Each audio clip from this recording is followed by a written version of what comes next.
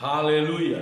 Selamat pagi saudara-saudara yang dikasihi dan yang mengasihi Tuhan kita Yesus Kristus. Mari pada pagi hari ini kita kembali merenungkan firman Tuhan di dalam kitab Mazmur pasal 123, 1, 2, 3, ayat 1 dan ayat 2. Firman Tuhan berkata demikian. Nyanyian ziarah. Kepadamu aku melayangkan mataku, ya Engkau yang bersemayam di sorga.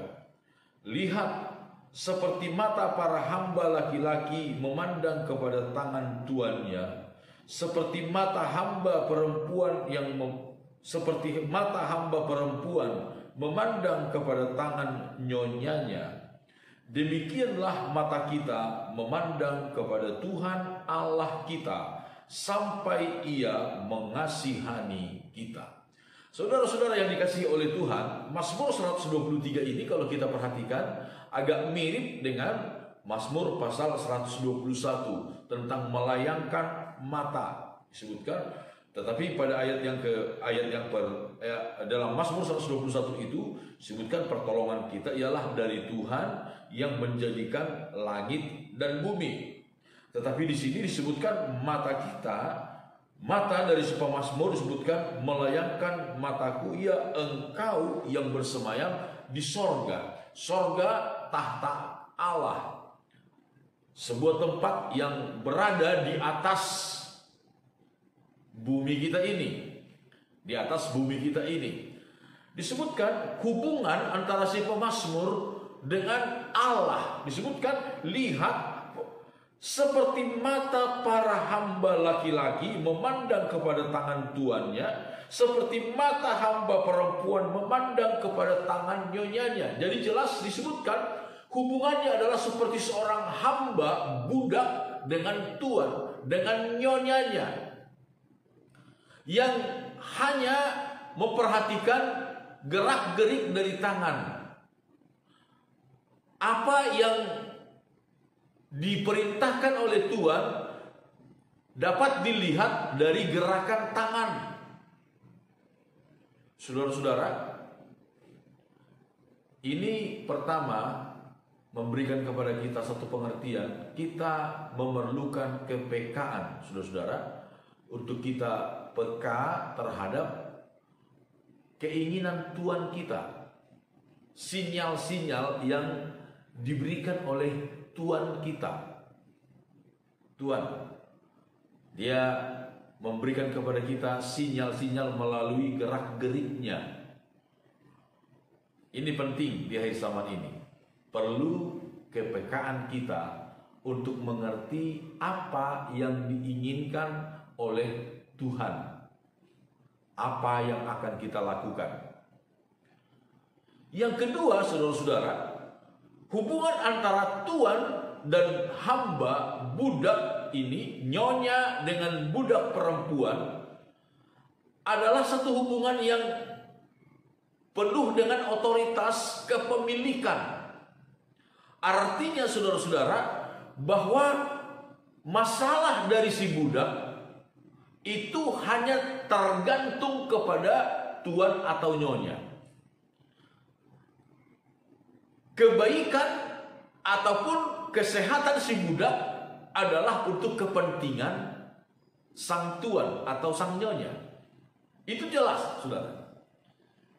Apakah budak itu baik keadaannya ataukah budak itu sehat keadaannya, itu berdampak kepada kepentingan sang tuan atau sang nyonya. Karena tentu saja, saudara-saudara, sebagaimana kalau di zaman sekarang ini, saudara-saudara, alat-alat peralatan, misalnya mobil, saudara-saudara, mobil itu bagus atau tidak, itu akan berpengaruh kepada kepentingan si pemilik. Kalau mobil itu rusak, tentunya si pemilik tidak bisa menggunakannya. Tetapi kalau mobil itu bagus, si pemilik dapat menggunakannya dengan leluasa. Demikian juga hubungan antara tuan dengan nyonya tuan dengan budak pada masa itu. Kalau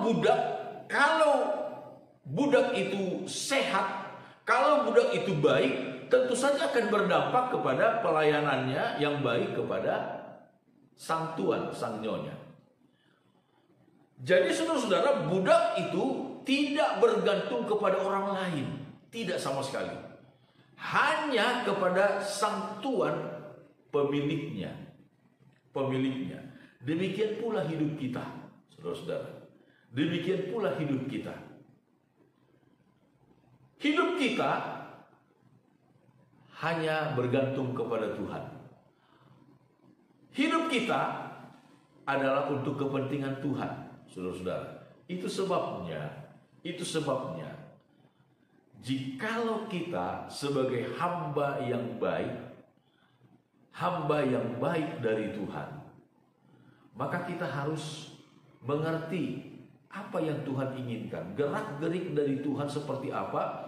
Kita harus memiliki kepekaan untuk memahami apa yang diinginkan oleh Tuhan. Itu yang pertama. Yang kedua, kalau ada persoalan-persoalan di dalam kehidupan kita, percayalah saudara-saudara, kebaikan kita, kesehatan kita adalah untuk Tuhan. Kebaikan kita, kesehatan kita adalah untuk Tuhan. Karena kita adalah hambanya, karena kita adalah miliknya. Itu sebabnya saudara-saudara, terlebih kita menyadari di dalam firman Tuhan ini bahwa Bapa kita, Tuhan kita itu adalah Tuhan yang penuh dengan belas kasihan. Disebutkan sampai Ia mengasihi kita, sampai Ia mengasihani kita, sampai Tuhan mengasihani kita, selalu memandang kepada tangan Tuhan, kepada tangan nyonya, untuk mendapatkan anugerah demi anugerah. Di dalam kitab Ibrani kita menemukan saudara-saudara, Ibrani pasal yang keempat ayat 16. Ibrani pasal yang keempat ayat 16. Sebab itu marilah kita dengan penuh keberanian menghampiri takhta kasih karunia, menghampiri takhta anugerahnya, supaya kita menerima rahmat dan menemukan kasih karunia untuk mendapat pertolongan kita pada waktunya. Kalau di zaman perjanjian lama, hubungan antara tuan dengan budak itu adalah hubungan yang begitu menakutkan. Begitu menakutkan. Tetapi di sini di dalam perjanjian baru ada satu perubahan drastis. Hubungan antara kita dengan Tuhan adalah hubungan yang penuh dengan keintiman, tetapi disertai tetap dengan rasa hormat. Dengan rasa hormat. Itu sebabnya disebutkan kita menghadap Dia di takhta anugerahnya dengan penuh keberanian. Di sana kita akan mendapatkan kasih karunia, anugerah demi anugerah. Di sana kita mendapatkan rahmat, berkat, dan pertolongan yang tepat pada waktunya. Sekali lagi saudara-saudara, yang berkepentingan terhadap kita adalah pemilik kita, Tuhan. Dia Tuhan kita, Dia Raja kita, Dia Allah kita. Hanya Dia yang dapat menolong kita, bukan orang lain. Orang lain tidak ada kepentingan apa-apa dengan kita. Tetapi Tuhan, Dialah yang berkepentingan sepenuh-penuhnya. Itu sebabnya marilah kita memiliki kepekaan terhadap gerak-gerik Tuhan. Kita datang kepada Tuhan dengan segala kerendahan hati. Di takhta anugerahnya kita membawa seluruh hidup kita. Ingat, kebaikan kita, kesehatan kita, itu untuk kemuliaan bagi nama Tuhan. Mari sama-sama kita berdoa. Bapa kami dalam sorga, Engkau adalah Bapa kami, Engkau adalah Tuhan kami, Engkau adalah majikan kami, Engkau adalah Raja kami. Tuhan, saat ini kami datang kepadamu di tahta anugerah-Mu. Dengan segala kerendahan hati kami menghampiri Engkau. Kami nyatakan di hadapan-Mu, Tuhan, Kami membutuhkan kasih karunia-Mu, membutuhkan rahmat-Mu, membutuhkan pertolongan-Mu di hari-hari ini.